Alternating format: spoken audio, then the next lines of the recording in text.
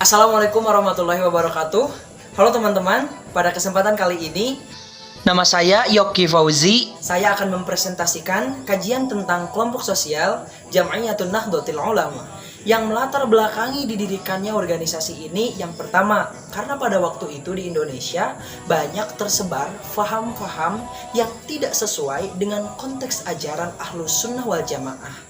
Kemudian yang kedua, ada indikasi bahwasannya penjajah akan meruntuhkan dan menghapuskan nilai-nilai dan ajaran agama Islam. Sehingga hal tersebut memicu kekhawatiran dari para ulama. Berangkat dari kekhawatiran ulama tersebutlah sehingga dengan resmi pada waktu itu Nahdlatul Ulama lahir dan hadir pada tanggal 31 Januari tahun 1926 yang bertempat di kediaman Kiai Haji Wahab Hasbullah, Surabaya, Jawa Timur, Indonesia. Tujuan didirikannya Nahdlatul Ulama yang pertama untuk memperkuat ajaran Islam di Nusantara dengan konsep haluan ideologi Ahlus Sunnah wal Jamaah. Kemudian yang kedua untuk memperjuangkan kemerdekaan Indonesia dan juga untuk mempererat persatuan antar umat. Bahkan setelah kemerdekaan pun Nahdlatul Ulama mampu menjalin sosial politik yang baik dengan pemerintah. Sehingga pemerintah memberikan penghargaan atas kinerja Nahdlatul Ulama dengan dijadikannya para pemimpin NU sebagai pahlawan nasional Indonesia. Aspek kepemimpinan Nahdlatul Ulama. Kriteria pemimpin Nahdlatul Ulama yang pertama memiliki wawasan yang tinggi terhadap Nahdlatul Ulama dan juga memiliki keilmuan yang tinggi terhadap nilai keislaman. Karena itu akan menunjang masa depan NU ke depannya. Kemudian yang kedua, pemimpin NU adalah orang yang siap untuk mengorbankan dirinya terhadap kepentingan dan kemajuan Nahdlatul Ulama. Perintis dan pendiri Nahdlatul Ulama yang pertama adalah Kiai Haji Hasyim Asy'ari, di mana beliau terlahir pada tanggal 14 Februari tahun 1871.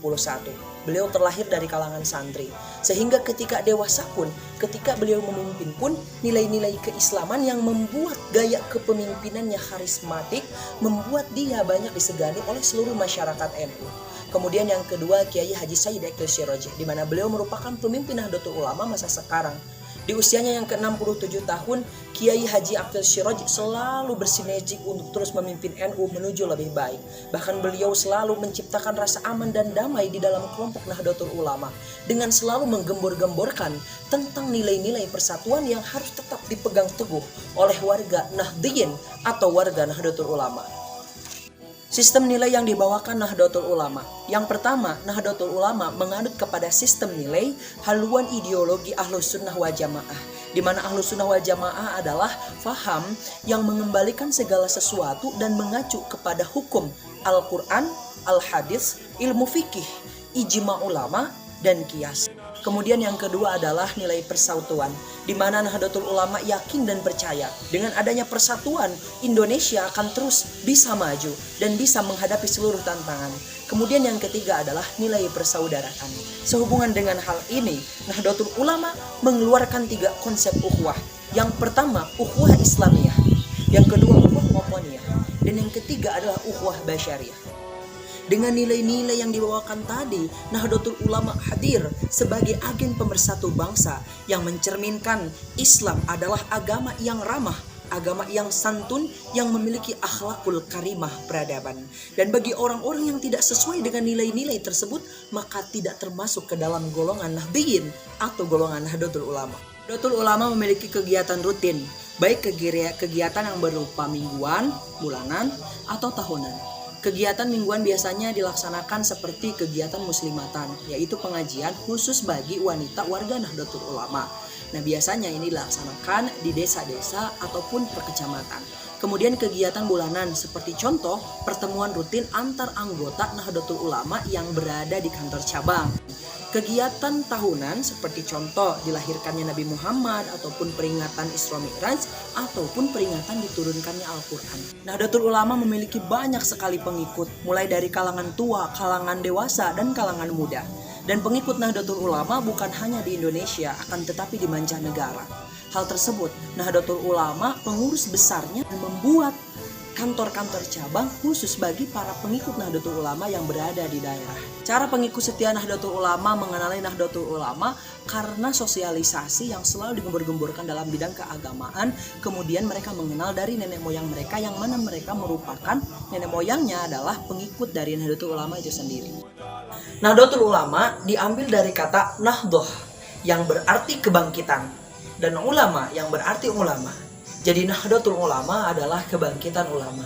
Nahdlatul Ulama memiliki lambang atau ikon. Yang pertama adalah bendera Nahdlatul Ulama. Ada jumlah 5 bintang. Bintang yang paling besar di tengah itu melambangkan baginda Sayyiduna Muhammad SAW. Kemudian bintang yang 4 yang ada di sampingnya yang paling atas itu merupakan melambangkan dari Khulafaur Rasyidin. Kemudian peta Indonesia melambangkan Nahdlatul Ulama itu lahir di Indonesia. Kemudian huruf dal yang melintasi bola dunia itu merupakan tanda bahwasannya Nahdlatul Ulama itu akan terkenal sampai ke berbagai belahan dunia. Selain itu, ikon Nahdlatul Ulama adalah baju batik yang selalu digunakan oleh warga Nahdlatul Ulama ketika ada pertemuan-pertemuan besar. Kemudian lagu-lagu kebangsaan NU seperti lagu Yahlal Waton ataupun Mars Ansor itu merupakan ikon dari Nahdlatul Ulama. Perkembangan sosial politik Nahdlatul Ulama dari sejak kelahirannya sampai sekarang tahun 2020. Sebelum kemerdekaan Indonesia, ketika Nahdlatul Ulama baru berdiri, Nahdlatul Ulama tidak terlalu banyak dikenal oleh orang. Kemudian sistem organisasinya pun belum terstruktur.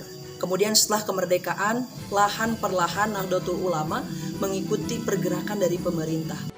Kemudian secara terus-menerus Nahdlatul Ulama memiliki sistem yang sangat luar biasa sampai akhirnya pada tahun 2020 ini Nahdlatul Ulama memiliki sistem yang sangat luar biasa, yaitu fokus di dalam bidang pendidikan, fokus di dalam bidang perekonomian, dan fokus di dalam bidang kajian-kajian. Sehingga Nahdlatul Ulama bisa dikatakan merupakan organisasi yang berevolusi, memiliki perubahan sosial yang sangat cepat dengan jumlah pengikut yang paling banyak di Indonesia ataupun di luar negeri. Sekian yang dapat saya sampaikan, mohon maaf atas segala kekurangan. Wassalamualaikum warahmatullahi wabarakatuh.